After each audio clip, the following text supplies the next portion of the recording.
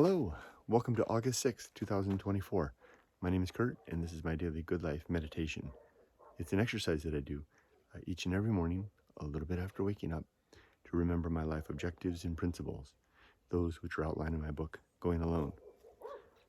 I use this time to reflect on the last 24 hours and how I did with the various challenges and opportunities that I met yesterday and last night.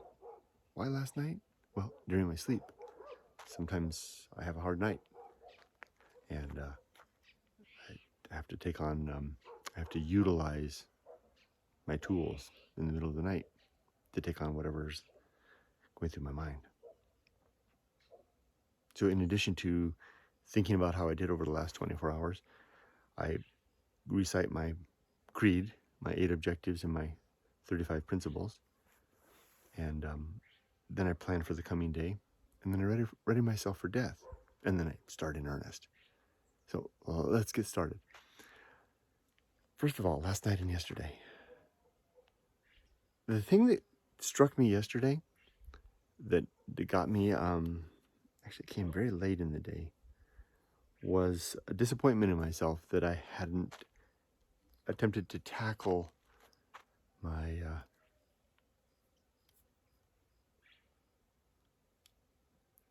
that I hadn't tackled my sense of not working hard enough sooner.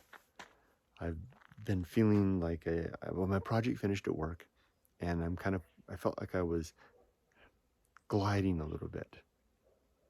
And then about 2 weeks ago, I went to my boss and said, "Listen, boss, I feel like I'm not busy enough. I need more work because I need to be engaged to feel like I'm doing a good job." And so yesterday I was feeling some guilt and disappointment in myself that I waited a while before I did that.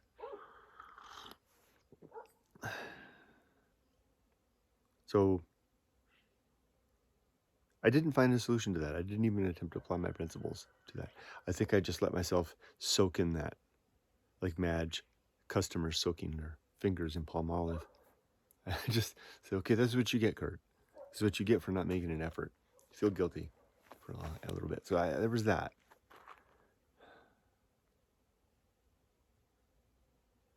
I had another incident yesterday where I felt it was pretty intense. I'm really worried about not having all the debt paid off before I go to Japan, because I'm going to switch to a very, very different life paradigm. Like, I'm gainfully employed now. I can handle anything, seeing almost, relatively speaking. I might need a little time sometime, but I can do it. And I'm going to switch to what they call the fixed income life. I mean, I'm on a fixed income now. I get a fixed salary, but it's a generous salary, so it covers everything. But I'm going to be switching to a fixed salary that, for at least the first couple of years, it'll be tight for a couple of years until I hit 62 and Social Security kicks in. Then we'll be in good shape. That's what I have to remember. So I have a plan. Even if I leave Japan, even if I leave America and go to Japan with debt, I have a plan to get us through the year and a half to 62. It means that we have to tap into the reserves that we've got set aside to buy a house. These are all, first world problems, but this is my video to talk about my problems. So I guess what it boils down to is that I'm scared to give up the lifeline of security that I've got here. Now, there's a couple of things I could do. I could continue working.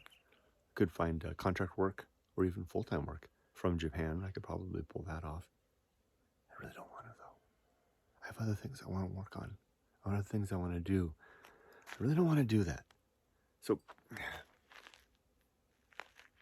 how can I do it? Maybe I can do it in the moment right now. What can I do relative to my principles and objectives? Now, it would be a much easier question 10 years ago or even 5 years ago, where my daughter was still under our care, but she doesn't need that care anymore. Our obligations are finished, except for our obligations to our parents. I have my mom, and my wife has her her father, and we'll be much better positioned to help with the father once we're living in his neighborhood just down the street.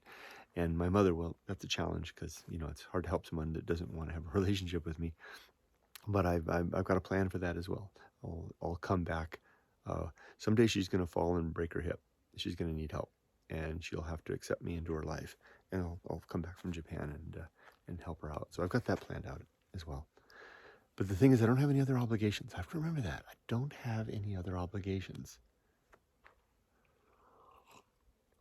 And the initial income that we're going to have is enough to cover all the basics and cover everything until we hit Social Security. So why am I so worried?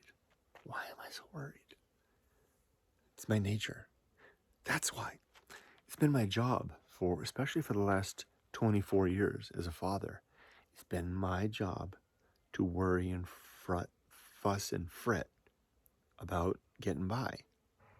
Even though Yumiko and I keep pulling off this big adventure thing that we do every decade, we still pulled it off. We always did that with a plan, and it always worked. It always worked. Geese. And this one will work too. Even if I leave with debt, I still have a plan for that. So I guess that's not so much of me talking about the last 24 hours as much as, yeah, it is. I'm talking about a concern that's been haunting me for 24 hours that I'm just now attempting to address. So there's that. So that was yesterday and today, and I was talking to Miko. I talk to Miko every day. We have this funny routine. We have this twice a day good morning, because right now it's morning for me, and I'll wake up and I'll send her after this.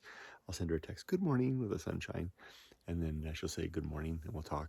And then in the evening, as I go to bed, it's morning for her, and I'll say good morning as I'm going to bed and as she's waking up, and we cross paths twice a day. It's this really interesting thing.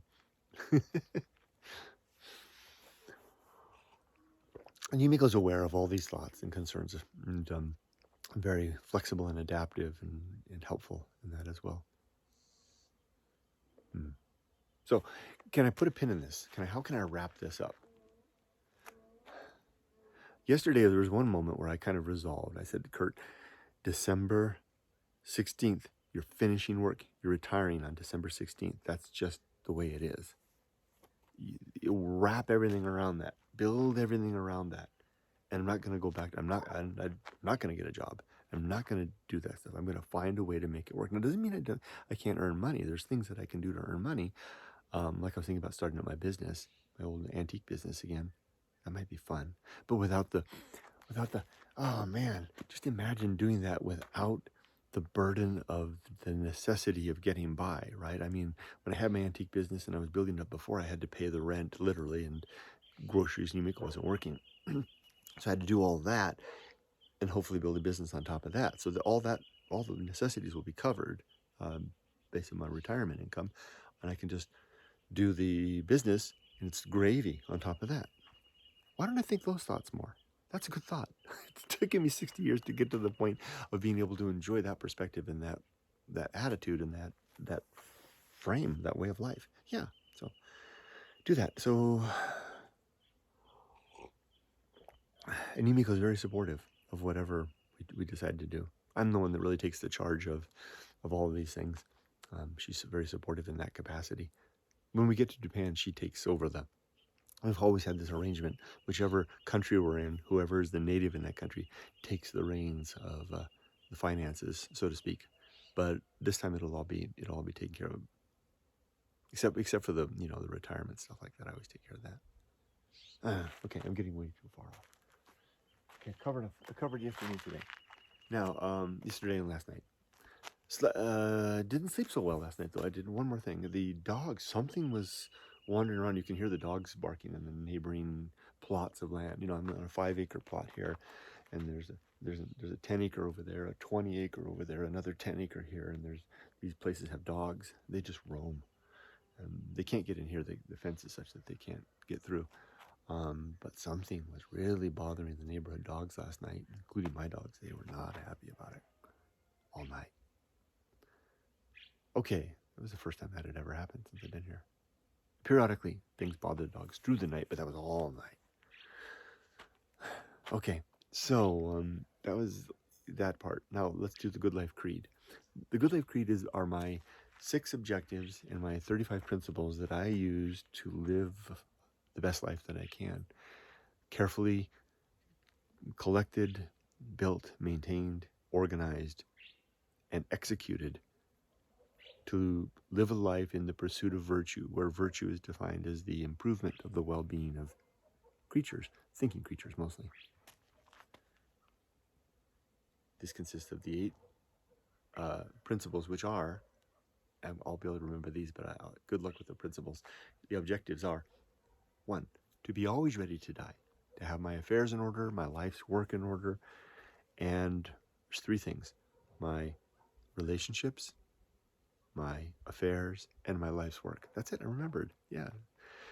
I want to have my affairs in order so that if I die today, that my family will be taken care of, and they are. There, I have them all. All the files are packed away in a nice file thing with a README at the top that explains everything. So Yumiko, she'd have to. That's a good question. She doesn't have access to it now because it's all here. But when she was living here, she could access it. I'll have to somehow. The files will go with me. So there's that. There's my relationships are sound as they can be. The trickiest relationship I have is with my mother, who, as I said, doesn't want to have a relationship with me, which is nothing new. It's been that way for a long time. And then so they're as sound as with everybody else as I could hope they could be. There's nothing I need to catch up with anybody or unfinished words. And then my life's work is complete. My book is done. Yeah. So finishing Going Alone was a substantial thing in my life in terms of a sense of completion. I really highly recommend it for anybody that's looking for a way of a sense of fulfillment in life. Write a book, write your story, get it done, and you really do feel like you're ready for death. 2, to make good and effective use of time, not to waste my time through the day, but to make good utility of my obligations and my opportunities. Just as I said before with work, where I felt a little bad because I wasn't making good use of the time, my work time. So I reached out to my boss and said, help me correct this. So that was an effort to do that. Objective number 3 is to develop and maintain good and sound life principles. That's exactly these 8 principles and 8 objectives and 35 principles that I call the Good Life Creed. So I've developed this over the last 10 years and I execute upon it. 4 is to cultivate good emotional reactions, to become someone who reacts well to tricky situations, who doesn't get caught off guard or flustered very often. And for the most part, that's the case. Every once in a while, something gets me, like I panic a little bit. Like I said last night, I'm panicking about the debt, panic about this or that or the other thing. I'm prone to do that. I'm a panicky person. But for the most part, I have that under control. And a lot of that has come from age. A lot of it has come from having completed my role as a father. I can't tell you what a weight. Saying it's a weight off my shoulders is true, but it sounds wrong. It sounds like a few, but it is a few. But yeah, it's like, what can get me now, right? Even if I'm struck down with a debilitating or killer disease, I fulfilled my obligation. My daughter is raised. She's independent and on her own. I wrote my book. My relationships are sound. Yeah. So cultivating good emotional reactions, a large part of that came from getting myself into an age and a point of life where there's not so much to worry about anymore. The consequences, like I said, even of disease, are the consequence of the worst consequence that disease could bring is suffering and death.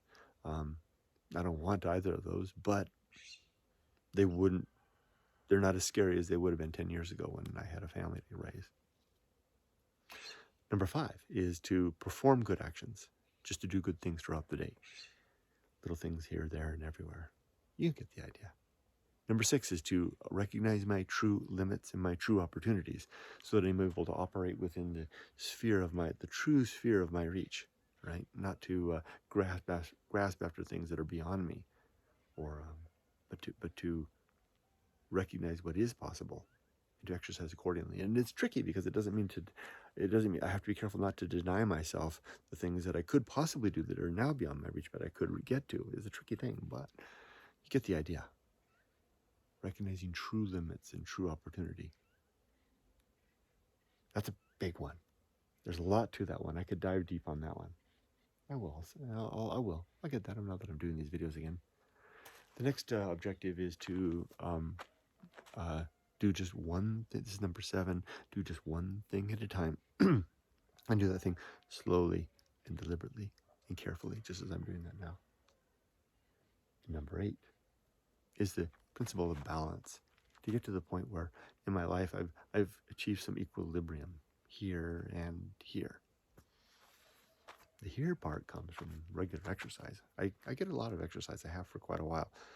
And it really does help me feel more in control, more calibrated in everything that I do. The mental part comes from this exercise, this what I'm doing right now, the routine of it. So that's that. Now there's the 35 principles. I already embarrassed myself yesterday. I only made it to about principle number 12 before I stopped. I'm gonna have to write a little cheat sheet or something like that, because I don't, or order a copy of Going Alone and have it delivered here to my wilderness home so that I can use it there. Maybe I'll do that, but tomorrow maybe I'll have the cheat sheet. So we'll leave that at that. The next thing that I do is that I plan for the coming day. It's a Tuesday. It's probably around 5:40 a.m. right now. I slept in a little bit because of the dogs. So I'll finish this. I'll feed the dogs, feed my dogs who are sleeping right there.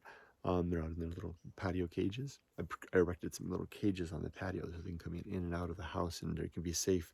No raptors or owls or coyotes can get at them. Including, in fact, Rudy was out there last night. Well, that thing was wandering around. They're making the dogs back, growling at it from his little cage there, safe and sound. I can close the door and he can be locked inside. So even if a coyote did jump up there, couldn't get at him. It's an interesting situation. They're both asleep. So I'll do that. Then I'm going to endeavor to work. I'm going to make it a good, solid day of work. What am I going to do in work? Get to it, Kurt. Don't just say that. What are you going to do? Well, the first thing I'm going to do is get through my email. Then I'm going to attend at 7:30 a meeting for my main project. Then I'm going to organize the phase 2 items and begin to lay out a plan of action for executing that project. I'm hoping to hand that project off to a new project manager, but that person, and I think I know who it's going to be, but I don't want to engage with that person until it's been officially decided. Why stress them out? Say, hey, here's something you haven't been assigned. So I'll just sit on that a little bit. That's part of the reason why I haven't been so busy, is because this hasn't been decided. Anyway. The other thing I'm going to do is I'm going to take the unfinished work from that phase 1 and find a way to begin working on that. But it's tricky because I don't want to step on the toes of the issue log that we're working on, the post go live issues that we're working on. It's the same team. So that's why I haven't been doing that. Now I see it. So Kurt, look at that. You just revealed something, Kurt. Remember before how I felt like I was guilty because I wasn't working very hard? The reason it's not that I don't have the work to do. It's just that I'm constrained by the fact that there's just a limited team that can do the work on the one project that I'm officially allowed to work on right now. And I've got these other unfinished work from phase 1, phase 2 work that I don't want to burden them with, burdening another group with, because they're working on the issues, right? So I'm left twiddling my thumbs. Maybe I was being a little too hard on myself. But I should have seen that. I should have figured that out. But now that I've asked for more work and they might be giving it to me, they have to clear it with the powers that be. Then I've already begun ramping up on those other things that I haven't been officially allowed to do yet, but I'm working on it. It's like, Kurt, why are you so hard on yourself? You're even working on stuff that you're not officially assigned to.